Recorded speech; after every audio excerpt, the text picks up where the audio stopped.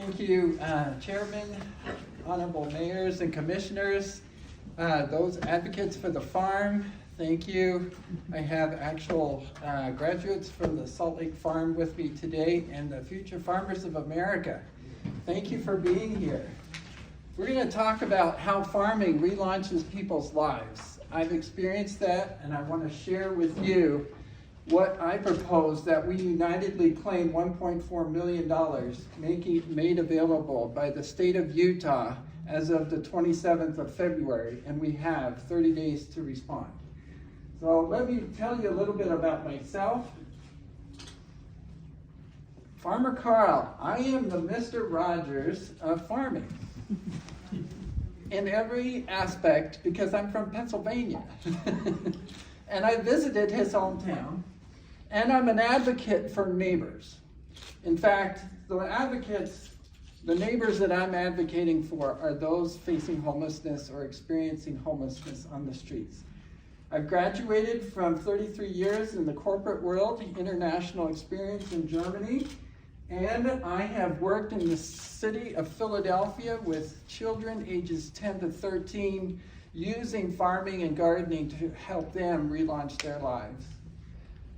That's my sweet wife over there, who's my backbone. Next slide. So I want to talk to you about statistics. The statistics of Weber County with regard to homelessness.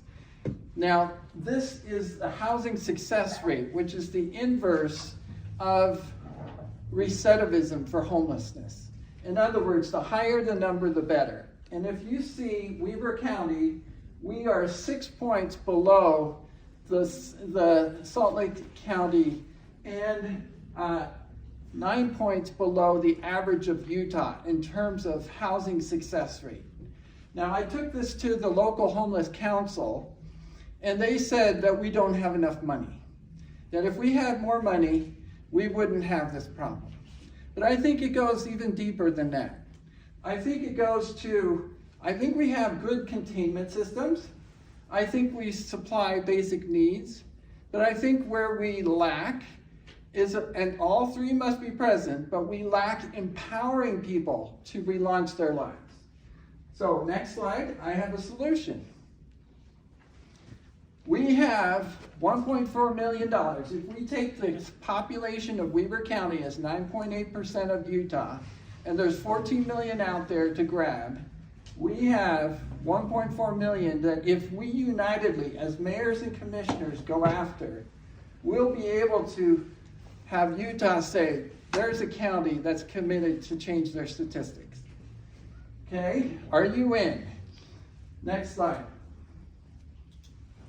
So I want to talk to you about what Eden Streets is. Eden Streets is at two levels. It's an association of farmers with social missions around the world.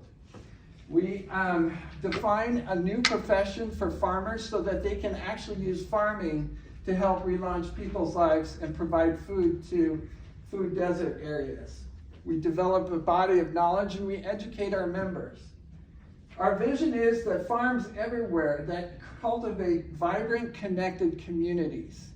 And how we do that is we empower communities, like this community in this room, to grow food, jobs, connections, and hope through farming.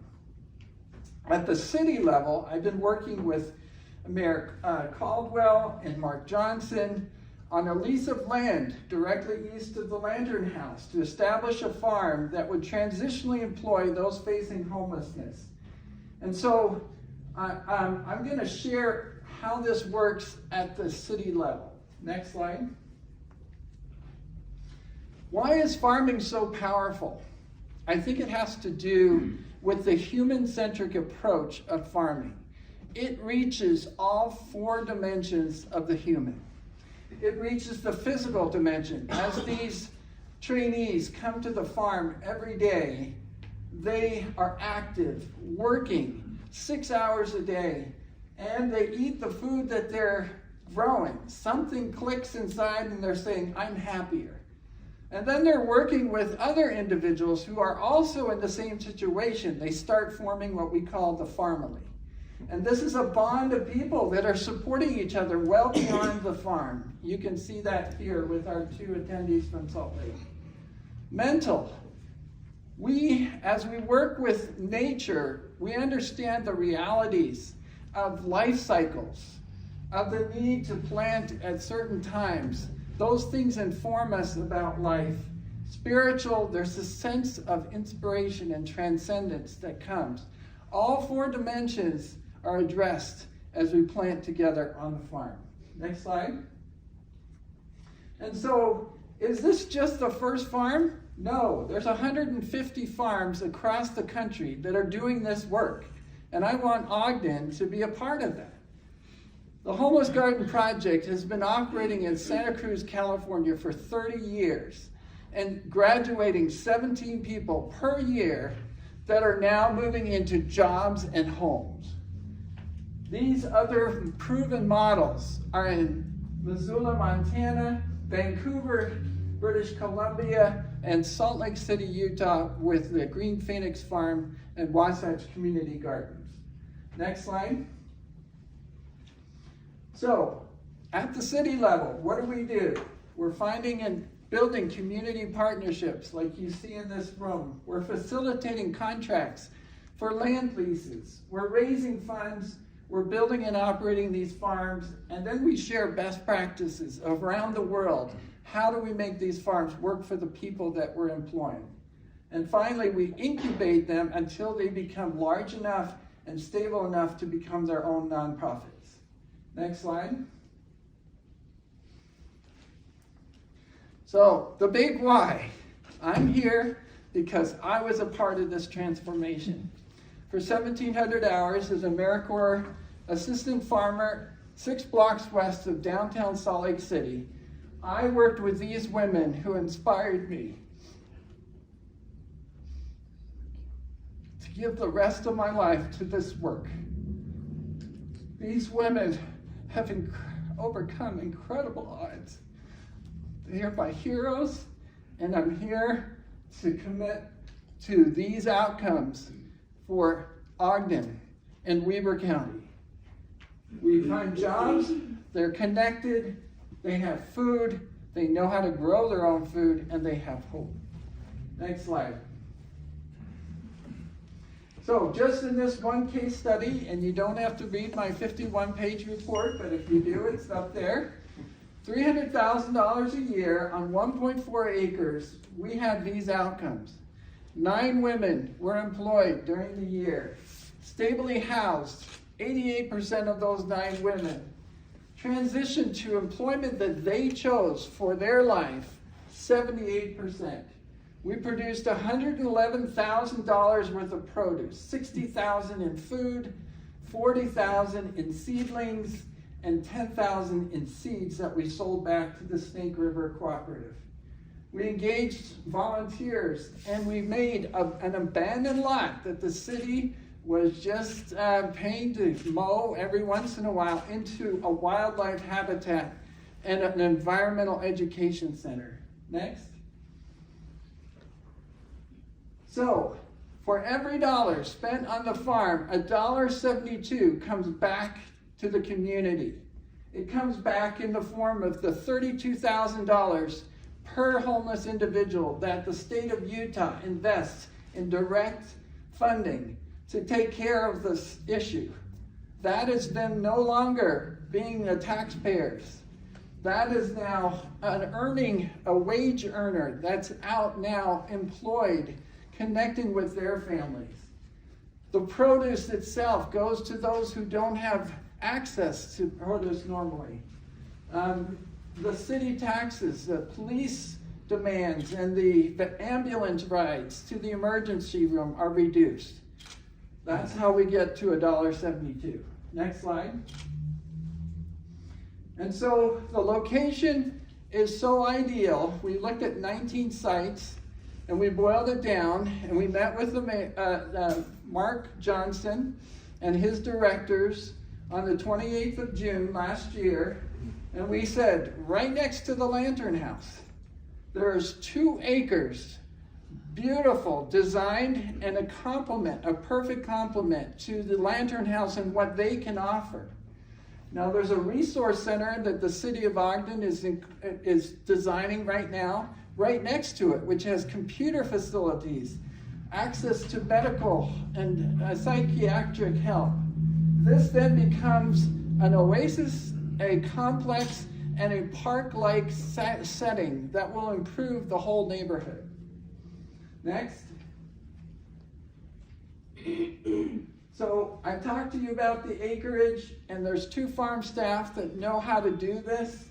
The volunteers certainly help, but basically what we can offer now for minimum viable product is 10 hours per week. We're paying those facing homelessness trainees, we call them, $10 an hour, and we give them a life skill development program called Nourish, and we have an advocate that helps them resolve every barrier to their employment. Next. So, what does the funding look like? How much is this going to cost? We boiled it down into the minimum viable farm. And on the left, you see $48,000 is the operating cost to keep those 2 direct farm director and the program director employed for 10 hours a week. Okay, we boil it down, and 29 is the capital investment for year 1. The city of Ogden requires that we raise 2 years minimum of funding. So the target is $125,000. Next slide. And so, are we starting from ground zero? No. The Bank of Utah has chosen to become our fiduciary agent. We have distribution of food through Catholic Community Services and the Salvation Army. Walmart, Key Bank have given us grants. The United Way stands behind us. So what I'm asking is that you join these sponsors, these partners, to make this a reality. Next slide. I'd like to introduce to you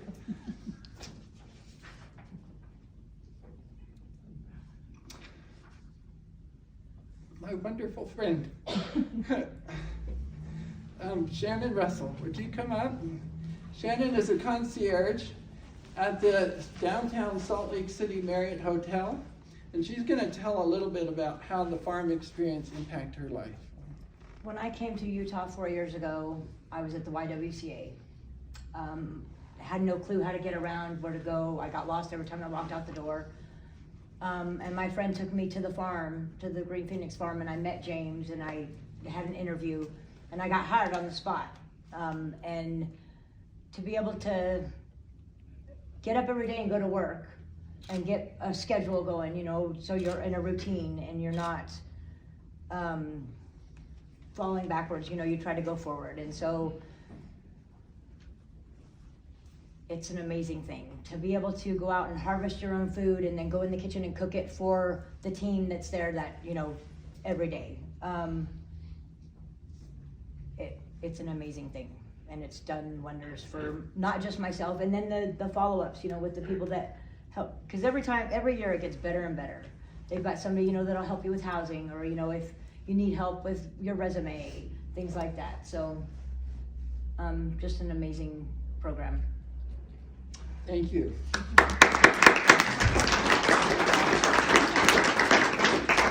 She's made me laugh more than cry, so she's hilarious. Anyway, Lynette, if I could just have you stand. Lynette operates the farm right now. She's a grow lead, and she's been with the farm now 6 years? 5 years. 5 years. And she knows what it can do for your life. It's empowering. It's magical. It's changed my life and my family's lives. We were homeless at the shelter for 5 years before I got my housing and a permanent job through the farm. And it's just, I can't say enough, honestly. Blessing in disguise. It's a blessing in disguise. Thank you. Thank you. So, to conclude, next slide. We can do this. We can do this because we're unified. That's what I'm asking you in this room, to stand behind this effort. Let's organize a Grow Ogden Grant Committee. We only have, how many days? 23 days before this grant is due.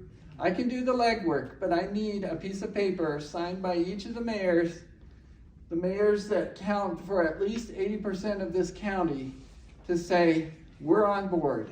We want to do this for our people. I'd like you to sign the Grow Ogden Commitment Declaration, and also in front of you at your chair is a position statement so that you can fill it out and say, where am I at in terms of advocating for the farm? What information do I still need? What concerns do I have? And what resources could I offer? Next slide. This is how the committee would be formed, and what I'm asking is for you to appoint a delegate so that I could have a Zoom meeting with them for half an hour once a week for these 2 or 3 weeks that we have left to meet. We picked these mayors because that represents the 80% of the population of the county, and we picked these nonprofit organizations because they're an integral part of our success. Next slide. Thank you for being a proud sponsor of Grow Ogden. We believe this is an innovative, effective, and broad-based approach. Let's claim our share of the $1.4 million should be available to us. Next slide. Again, so Chairman, I can turn the time over to you. This is the community impact. You should have that in your packets. Any questions at this point about what I'm asking? So the one paper is for all of us, just how advocacy, what questions you have. And then I have the paper that is for those, what was it, 8 cities? And so I have signed it, Mayor Dandoy signed it. Thank you, Mayor Dandoy. So essentially, we're just supporting this idea. Supported the request for the idea. It's a win-win. And also, for these in the next couple weeks, trying to get the $1 million. So what Karl should do is, he'll work on all the proposals, just run it by the group and what changes we make. And so, yeah, this neat program, I'm real excited about it. Just last slide. Again, I want to thank you for your attention. This is my contact information. I'm the Mr. Rogers of farming. I'm for our neighbors. Let's be fellow neighbors and lift those who are currently without a house. Thank you for your attention. Thank you.